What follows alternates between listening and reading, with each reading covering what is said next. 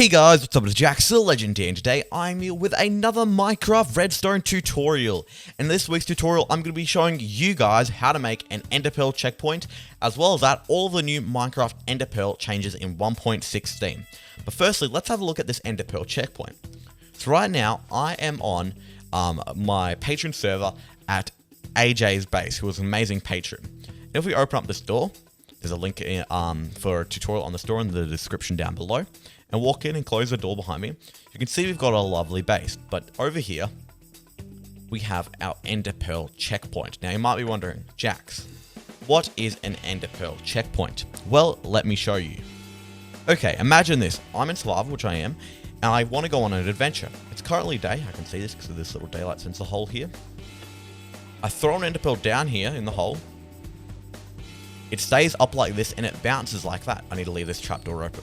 Then I go outside, open up this door, go outside, then wander around, go as far as I want, and then wait until it turns night.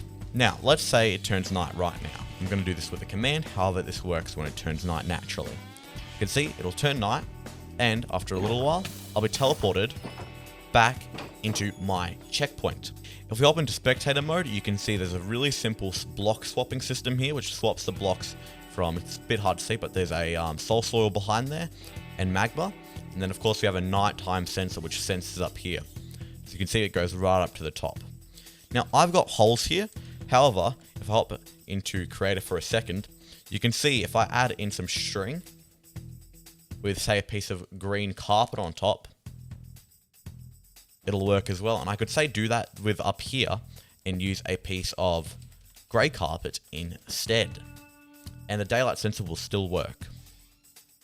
So let's hop into my redstone creative world, where I'm going to be showing you guys the Minecraft Enderpearl mechanics and another build that I did with these Enderpearls. Okay, so I'm now on my super flower world, and you can see behind me we have a pool of water, my redstone creation, and then behind me on this other side we have another redstone creation that all have to do with this Enderpearl mechanic. Now I'm going to be doing a tutorial on this one today, like I showed you before, this Enderpearl checkpoint. But I will be showing you the new the new Enderpearl mechanics, as well as that redstone invention that I created with these. That's a bit fun, a bit less practical, but of course fun to use. And if you'd like a tutorial on that, make sure to leave a comment down below, and also make sure to leave a like. The first thing we're going to be looking at, the first mechanic change, is that has something to do with Enderpearls and collision boxes. As you guys know, ferns, tall flowers, all those things you can walk through clearly. But in 1.16.1 and earlier, you couldn't throw an Enderpearl through them, so they'd be really annoying if you're traveling by Enderpearls. But now, you can easily throw one through it. This works with tall flowers, anything like that. That's because Enderpearls now see this as not having a collision box, which is exactly what we want it to see. Now let's move on to the second change. The second change has something to do with this large pool of water. As you can see, if we throw an Enderpearl in the water, it just stops, it floats to the ground. Now it never used to do this. It's very similar mechanics, like an arrow in water. So not an Enderpearl. If we grab out our bow and shoot it, as you can see, it'll sink to the ground. So it has very similar mechanics to that. And that means theoretically, if we throw an Enderpearl into this soul sand, it should be pushed up by the bubble columns and just sit there on the top, theoretically, forever, until it hits another block or another mob.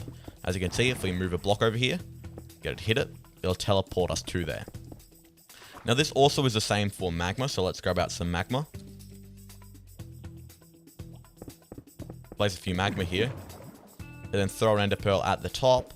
Enderpearl's going to be sucked straight down. This could be used for traps, but we're going to be using it for our Enderpearl checkpoint. Now before we get onto the actual tutorial of this Enderpearl checkpoint, let's have a look at our other fun creation that we made using the soul sand mechanic. And it's pretty simple to make, but if you would like a tutorial, like I said earlier, leave a comment down below. This is an Enderpearl transportation system. As you can see, we've got solid blocks of water here with flowing bits of water here, and then a sign to stop it from flowing back. So if I throw an Enderpearl here at the start, it should eventually get right around to that very end, and if I zoom in, you can see it'll eventually hit there. Now we're going to be we're going to be speeding up this process by stopping this Enderpearl by just placing a block here. And then we're going to go walk all the way down to here to explain to you what would or what could happen. So there are many different options when using this. You could have it so the Enderpearl floats at the end, and then when you say finish building a base over there, you could teleport back to here. You could have it just so it automatically teleports you to here, or you could have it so when it gets to night, it teleports you to there. So it's that last one is similar to what we're going to be building today. However, it is a little bit more complicated. As I fly back here, let's list the materials. So, the materials you're going to need for this tutorial will appear on your screen now, and none of these are really hard to get other than the magma and the soul sand. Even then, just because you need one of each, you could even just go into the ocean and find a bit of this. Now, the first part of the tutorial, you can do two ways. You can either dig a 5x5 hole that is 9 deep in the ground, or you can do this completely above ground. And if you're doing it above ground, skip this part of the tutorial. A timestamp will appear on your screen now. And as you can see, you can skip that part and get straight onto the tutorial and not the digging. But I'm going to be doing it in a 5x5 hole that's 9 deep, so let's do that. 1, 2, 3, 4, 5 by 1, 2, 3, 4, 5. That is 9 deep, including the top. So we have 1, 2, 3, 4, 5, 6, 7, 8, 9. Now, I need to dig this out. So now that we've got this hole, we want to come down to the middle of this hole, place our soul sand, and directly behind it place our magma, like that. Then we want to grab out some regular pistons, not sticky, and place them on both sides. One should be touching the magma, and one should have a 1 block gap between the magma and the soul sand. Now coming directly next to the soul sand, either side, left or right, we want to dig 1 block in, and then dig all the way directly up. Now, this is where our daylight sensor is going to be placed. You can move this daylight sensor as you want, but it will increase the material cost as you'll need to put extra repeaters and redstone in to get them. So you could put this daylight sensor somewhere else. You could put it on the top of your house, but it'll make it a bit more confusing. So this is the easiest it can be. So then we want to grab out our daylight sensor, place it on that block right there, right click it so it turns into a darkness sensor, get a piece of redstone and a repeater. Grab the redstone, place a repeater in front of this daylight sensor so it's coming out of it. Redstone in front of that. Then you want to grab out an observer. Place that coming towards your piston. So it's looking at the redstone, facing towards the piston. Going into a block. Then we want to place redstone dust, just coming this way and going up like that. Now it may do that, but that's fine. The piston may fire, but that's fine. Now to test this, you can put a block over your daylight sensor and it should swap back. As you can see, it'll swap back. Because this is basically just turning it to night for the daylight sensor. Now that we've got that, we want to grab out any sort of glass or any sort of block and build a tube around the soul soil, as you can see. That goes right up to the top. You can use any block here. You can even use fences like I did over there. Then at the bottom on the opposite side of the redstoning, you want to place 2 fence gates. Now I suggest placing these by placing them 2 blocks on both sides, placing the fence gates, and then breaking them. Now that you've done that, you can fill this with water. Now, some people might go, okay, I'll fill it with water, and they might just place it one at the top. And then they'll go, why are my bubbles not coming? It is because every single block has to be a solid water block for the bubbles to work. So you've got to place one at this level, this level, this level, this level, and so on. The easiest way of doing this, like you saw, is to sit in the water and let the bubbles push you up as you place your water. So now, that's a bit of an issue. So now, if we grab out our Enderpearl, hop into survival, throw our Enderpearl down there, and then say we walk off to go into the night, to go into adventuring and stuff, then it turns night. Our Enderpearl teleport us down there.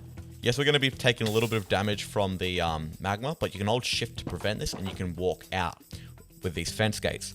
Now, if you want, you can leave these fence gates open. I probably would, just so I lose less damage and have a lower chance of dying.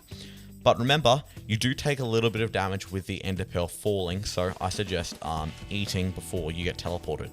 And that's a simple way of doing that, is just looking at the sky every so often to make sure it's not night. Now, you just want to get a ladder to make a transportation up. Now you could use a bubble column to get up or anything like that. I'm just going to use a ladder because it's nice and simple. Now, to decorate this, you can fill in legitimately everything around the column except for the ladder, of course, and the daylight sensor. With the daylight sensor, you can put some sort of glass block over it though. Like that. But you cannot put carpet over it, as you can see. Well, never mind, you can. That's something I didn't know either. So, good news is you can put glass over it, or you could even put carpet over it. But to put carpet over it, you need to either put a piece of glass there, or you need to grab some sort of string, place it there, and then put your carpet over it. As you can see, it'll work. Then time set night, good night, and you can see it swaps over. So there you have it, a fully working Enderpearl checkpoint. Now you can hook this up to other things other than a daylight sensor, so you could hook it up to a button or anything like that, or even up to some sort of redstone clock which times a certain amount of time. But I like to give a special thanks to the Banana Shrimp for giving me this redstone Enderpearl mechanic changes, because I wasn't aware of them until they let me know. And that's going to be the end of this video, guys. I hope you guys enjoyed. Please leave a like, comment, and remember to subscribe if you're new. And I'll see you guys later. And remember, stay carbonated!